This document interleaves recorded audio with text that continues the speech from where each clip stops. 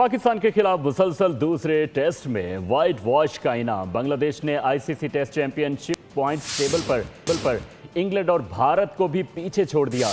बांग्लादेश की team test championship में 5वें नंबर पर आ गई। पाकिस्तान 4 पॉइंट्स के साथ 8वें नंबर पर चला गया।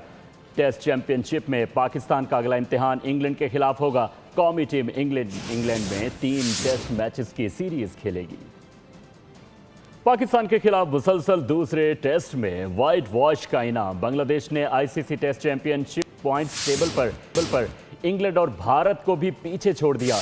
बांग्लादेश की टीम टेस्ट चैंपियनशिप में 5वें नंबर पर आ गई। पाकिस्तान 4 पॉइंट्स के साथ 8वें नंबर पर चला गया। टेस्ट चैंपियनशिप में पाकिस्तान का अगला इम्तिहान इंग्लैंड के खिलाफ होगा। कौमी टीम इंग्लैंड में 3 टेस्ट मैचेस की सीरीज खेलेगी। पाकिस्तान के खिलाफ मुसलसल दूसरे टेस्ट में व्हाइट वॉश का इनाम। बांग्लादेश ने ICC test championship points table पर इंग्लैंड और भारत को भी पीछे छोड़ दिया। बांग्लादेश की टीम टेस्ट चैंपियनशिप में 5वें नंबर पर आ गई। पाकिस्तान 4 पॉइंट्स के साथ 8वें नंबर पर चला गया।